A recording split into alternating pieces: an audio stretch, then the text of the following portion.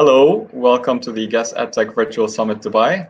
Thank you for joining us. We're pleased to introduce you to George Stokes, Head of Key Stage 2 and Digital Education at the Arbor School in Dubai. We hope that you enjoy this session, and I'll now hand it over to you, George. Thanks, Danny. First of all, I should probably explain this weird task that I've got going on. That's for Movember, so it's not just something that I choose to grow personally all the time. So I'll maybe share the link for this afterwards as well to get a few more donations. So I'm just going to share my screen now.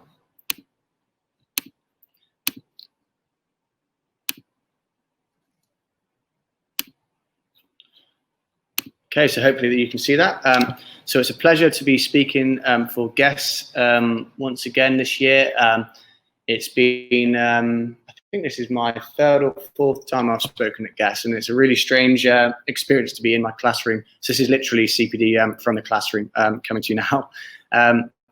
So today's talk is going to be about choosing your teaching and learning strategy, and we're going to be looking at impact versus effort. So to get the most out of the effort that you put in. And I'm going to be speaking today about our journey in Key Stage 2 at the Arbor School, because I think we actually learn more potentially from a case study like this and looking at what other people do. I love to get ideas when I go to other schools and listen to other people talking about what they've done rather than the theory. So the context of our school, it's a very unique school in Dubai where we've been open around 2.5 years, and we teach eco-literacy and sustainability to our students. We have amazing facilities, as you can see, such as this biodome and the maker space there. And we've obviously had to adapt that this year with how we use that. We've had to share out the facilities on a rota due to COVID. So it's been a challenge, like all schools. It's been a challenge to keep these facilities available to students, but I think we've done a good job so far of keeping it safe whilst having these facilities available as well. So we run from FS up to year 8, and we are a project-based learning school. Incredible. I've loved teaching project since I've joined the school, but it does take a bit of thinking about and a bit of work to really get it right. So there's a bit of skill to teaching project-based learning. So that's our context, and all the way through this talk, we'll keep referring back to that because that's our context. But I think there will be a lot for other schools and teachers to pick up from what we've done this year. So if we look at how things have changed over the last year and moving forward, I think the main thing is that what we're aiming for is that we build reflective practitioners amongst the staff. So rather than typical capacity building and training and CPD that is compulsory, what we really are striving for is that teachers take on responsibility and drive their own development forward. So this year at the Arbor School, we've introduced something called the Arbor Teacher, so identifying best practice. We asked 3 really important questions. So number 1, what would the children experience? Number 2, what would the teacher or adults be doing? And number 3, what would you see in the learning spaces? So as a phase, we went through this document and we identified as a phase what we agree as best practice in our phase. So, and then we've began to work towards each of these standards in our meetings and our training, and it's all geared towards that. So in our first phase meeting this year, we sat, and once we'd identified what best practice looks like in our phase, we wanted to quickly identify what the quick wins were. So the things that we could make a huge impact with not too much disruption or effort to our schedules. So we looked at these quick wins, and we found there were a few that fitted into this box. We did this as a team, which was a really important part of the process, which I'll refer back to later as we look through some of the change models. But as we were doing that, we came up with these priorities, and then I took those priorities and applied it to the effect sizes. So I looked at Hattie's effect sizes, and I really wanted to see which would have the biggest impact on our teaching and learning. So I think it's really important when you're applying any changes to your organization and that you're asking people to make effort to change the way that they're approaching their teaching and learning. Is it going to have an impact or an effect on your students' outcomes? So you can see here, when we look at the strategies to integrate with prior knowledge, this came out on as a quick win with our team. And also, if you look at the Hattie's effect size, because we're in eco school, the lights have gone off. Here we go. We also found strategies to integrate with prior knowledge as a huge impact on these. So a whopping 93 effect size. So from that gave us a clear strategy. So we identified the quick wins as clear connections between current and prior learning. And we also wanted to check for understanding regularly. So I'm a huge fan of Rosenshine's principles of instruction. I think anyone who knows me will know that I keep banging on about this every day because I just believe in it so much. I've seen the impact that it's had on so many different teachers' practice by just sticking to these principles. I really believe that it does improve student outcomes. And we use this as a vehicle to drive our clear connections between current and prior learning. So once we'd agreed this, we had actually achieved a fair bit of Kotter's change models. So we had the urgency because we had identified it ourselves. I have a brilliant team working with me. So we had a powerful coalition to drive this forward who all believed in the vision. And because we'd created that vision ourselves, we had the vision for change, and communicating that vision was really actually quite easy and simple because we created that together. So next, we needed to think about how we could empower teachers to do this in the classroom. So we had the will, and now we had to look at how the skill came into that and how it actually applied to the classroom. So first of all, we needed to build a shared understanding. So on the third training session, we looked at how we would interpret this diagram. So this is a Tom Sherrington diagram where he explains schema building. And I really wanted us to understand how students build schema, and that learning isn't really learning unless something has gone into the long-term memory. So I love this diagram, and we had some fantastic answers about what it could mean. So if we look at some of the answers, you can see that someone said forgetting is a key part of the learning process. Now, on the face of it, that's quite a strange thing to think. But then if you look at the forgetting curve, it is important to, students have to remember,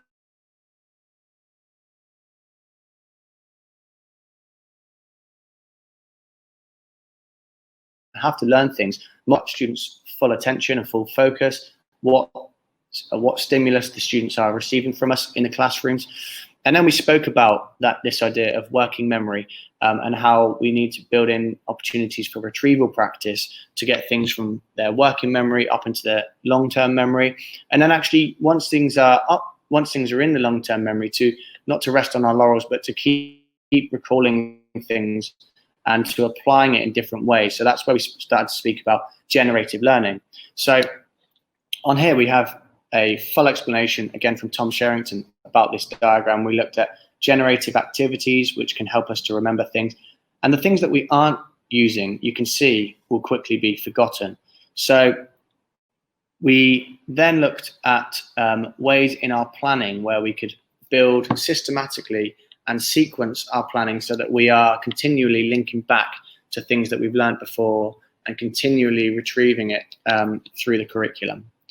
So now if we look back at the Kotter change model, we had empowered the teachers. So we had empowered action because we had now this shared understanding of what it means and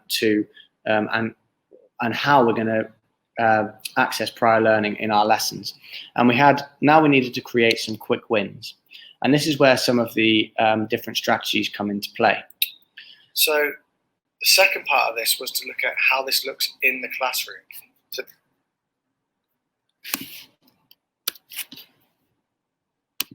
Okay, so we looked at how this looked in the classroom, and this was a really, really valuable and useful session, actually. So hearing the practical ideas was actually more important than the theory. So we came up with some fantastic ideas, and I'm going to show you what the outcome of this meeting was now. So this is now, remember, over a series of 4 or 5 weeks that we've built up this shared understanding and this action plan together.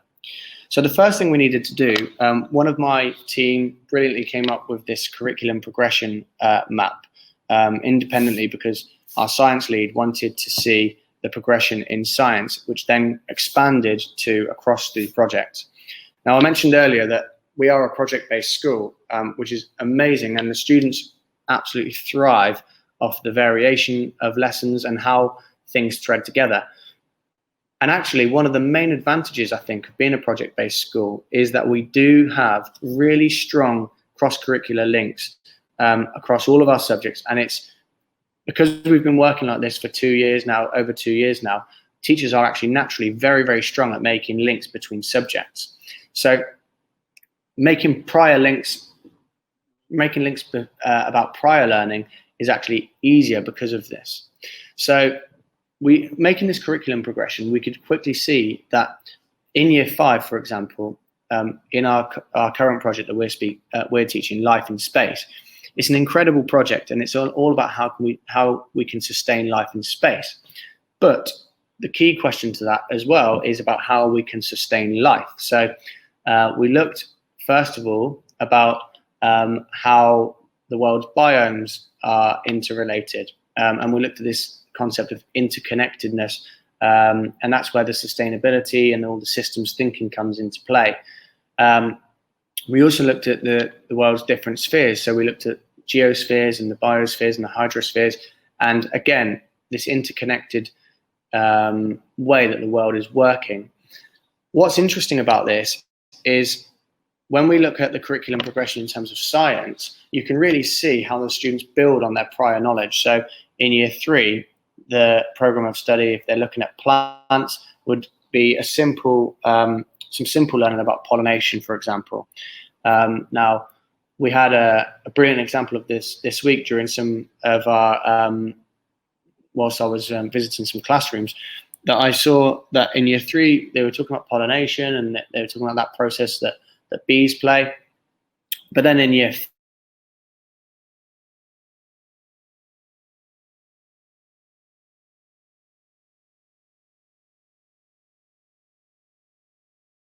5, it went a whole, and we could look at real examples from our learning garden and bring those in and talk about how the female plants are the ones that grow the fruit to protect the seed. So, and you can see it's really, really beautiful actually. When you look at the UK curriculum, is actually a great document because it gives you that autonomy to do that, to select the topics. It gives you clear guidance on what to teach, but it also gives you very good autonomy on how to teach it. So we use that to our advantage, and we built it into our lesson planning. So here you can see the links to prior learning are very clear in our planning, and the links to prior learning for the year in terms of the curriculum coverage are also there. So again, now we've created some quick wins, but we also then looked at how we wanted to look at how EdTech could play a role in this. So we used tools. Here we go. Let me delete that. So we looked at different EdTech tools such as Nearpod. So Nearpod is one of my favorite apps to use. So on here, we were able to create collaboration boards, low stakes quizzes, and fill in the blank activities, which could really check for students' understanding. And it gave us a really good idea of where our students were at, and gave us some very strong AFL data to go off. We also started to look at the role that mind maps could play in terms of linking learning. So when we were revising the year 4 science topics at the start of this year in year 5, we wanted to see how much of the year 4 coverage they could remember. So we wanted to also link that to the project that they're working on at the moment. So I mentioned the project Life in Space. I wanted to see about how life in space could be linked to the water cycle, food chains, states of matter, and forces, which are 4 of the concepts that they learn in the Year 4 curriculum. So this boy here, on the work on the right, I thought was really impressive. So he spoke about how the water cycle would need to be we would need to try and reproduce the water cycle to sustain life in space. We would need to have some sort of water cycle. So then he started to ask me the question about whether precipitation would be possible to create cloud seeding. So using cloud seeding to create precipitation. And then we started getting into the conversation about whether there is any active, any flowing water on Mars. So then that led, again, down this inquiry road. And we found a really recent article on the BBC from, I think, last month, which actually scientists have found flowing water on Mars. So it was a really strong way of making links between the water cycle and to our current project Life in Space. We looked at food chains. So is there any animal life? We assume there isn't. So how would we create a food chain and an ecosystem if we were to move to Mars? We spoke about states of matter, talking about transporting things to Mars. Obviously, gases would be a lot easier to transport than solids. And we spoke about the forms that we would need to transport things in. And then obviously, there were some obvious links with forces. So looking at the role that gravity plays and the fact that there will be less friction in space and the impact that could have on life in space. So these grids are really powerful. They're very simple, but just 4 columns like that can make very clear links between your prior learning and the learning that your students are currently doing. Then we just need to delete these pre-recordings. This app this mind map was created on Simple Minds, and this is another one of my favorite apps. And this is a really good illustration of the student's schema. So what this does is, this is kind of like somewhere where students can kind of dump all of the things that they have learned so far and make these links, and they can drag this around and manipulate it wherever they want to, and make these really clear links between their subjects. So mind maps like this are really powerful because it gives you a clear picture of what's going on, what the students do and don't know. But also, by having it all laid out like this, you can actually as well, you can see the links between each of the subjects.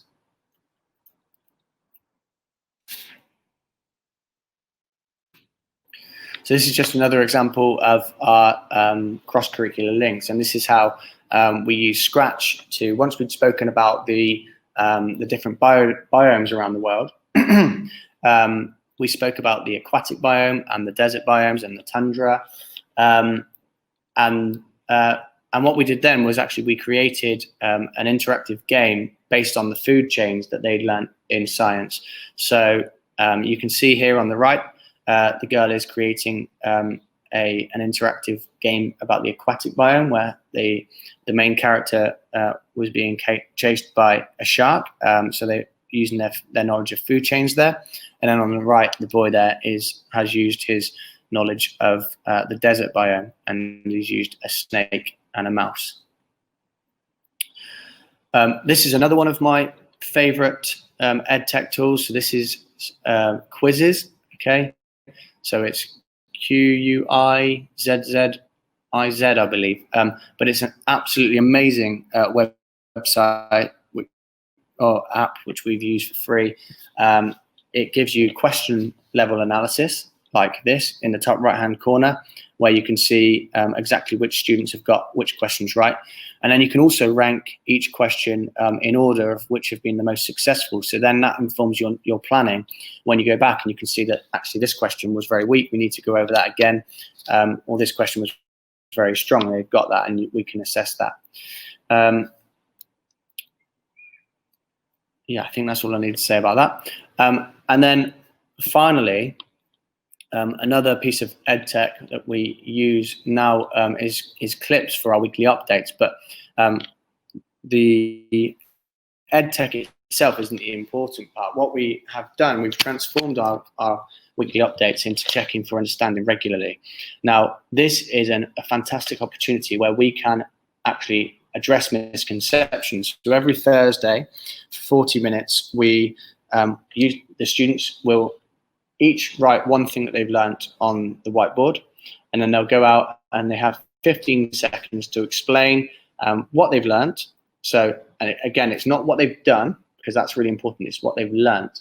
And they have to explain that and give a clear example of what they've learnt. So this is a really valuable opportunity for myself as a teacher to see A, if they have learnt it, and B, do they really understand it? And it's also a great opportunity for their parents to see what they've learnt. So I'll just play maybe 1 minute of this, just so you can see a flavour of what they do.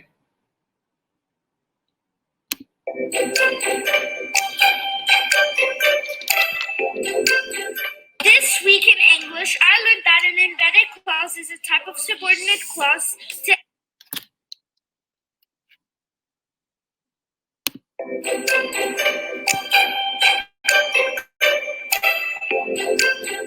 This week in English, I learned that an embedded clause is a type of subordinate clause to add more info to a sentence. They are placed within a main clause. This creates parentheses. This is my example. The witches who have green eyes are very spooky. This week I've learned the life cycle of snakes. First, the snakes need to find a safe place to lay eggs. Then when the baby snakes hatch, they sometimes be alone because the moms and dad snake leave them. When the baby snakes are adults, they go hunting for food. This week in art, we learned about coral, and when it comes out of the water, it dies and loses its color until it's white.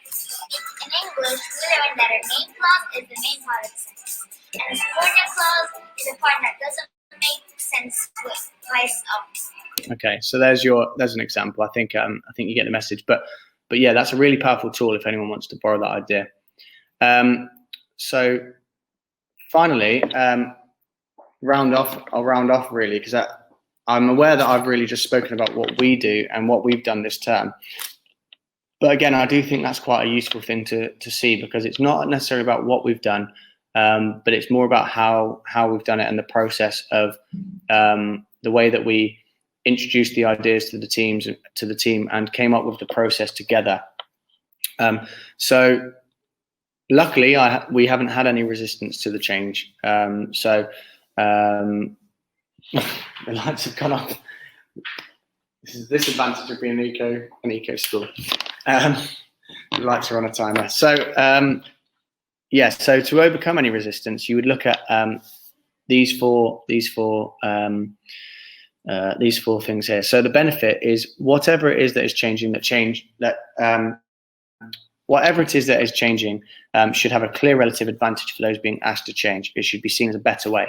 Now that was easy in this case because we'd agreed to change together, and then it was evidence informed. So we could see that if we do this, the evidence suggests that our outcomes for students are going to improve.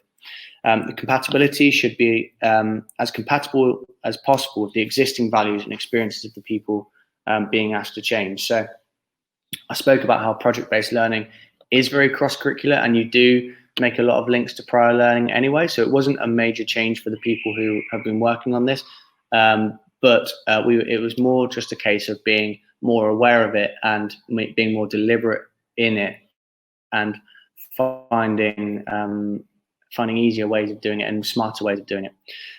Complexity, so the change should be no more complex than necessary. It must be as easy as possible for people to understand and use. We've kept it really simple, and actually by providing them with the different ed tech and the understanding and that shared language, we've made it very easy to try and to do, which is the last one, tryability. So to sum up, I think the changes work really well. We'll know that, I think, when we look at our surveys. So we're going to do surveys for for teachers, for students. We'll look at our assessment data, and we'll also use observation data and our own judgments to see if this has been a success. I can already see when I'm walking around and visiting classes that it is having an impact. When I look in books, I can see that the learning is looking fantastic at the moment. So we will continually monitor this. There's no real in learning. It's in teaching. It's very hard to have a concrete answer about has this worked or not. It's always a messy process in the learning process, but all of the early signs are saying this is having an impact, and we'll use those data sources now at the end of each term to continually check in on this and keep up the momentum. But in summary, I think the things that we've done well is to use evidence to decide our approach. You should be creating your strategy with the team, because that takes out a lot of those the steps to getting the building the team and any resistance. Find quick wins. So together we decided that the strategies that were going to be the easiest for us to implement and have the biggest impact. Keep it simple and easy to try. So finding those apps and any help that you can get used from EdTech or any experts that you have in the school to lean on, that's always going to be make it easier for you, and by keeping it simple. And finally, continually communicate the benefits until it sticks. We've celebrated when we've seen teachers doing the change that we want, when we've seen great planning or when we've seen great lessons, we make a huge deal out of that. And that keeps that momentum up and creates that buzz around the change that you're trying to implement. So I hope that's been useful. If you have any questions pertaining to the session, you can connect with George through the networking system on the virtual event platform. We'd also love to hear from you, so feel free to share any thoughts or comments by sending us an email to marketing@guesteducation.com. We'll be on social media as well during the summit, so if you want to chat to us there, follow us on Twitter @guesteducation and use the hashtags #guestedtech and #guestdubai. This is just one of many on-demand videos that you can watch at any time during the summit, as well as a full program of live keynote and panel sessions across both days. We hope that you enjoy the rest of the event. Thank you, and bye-bye for now.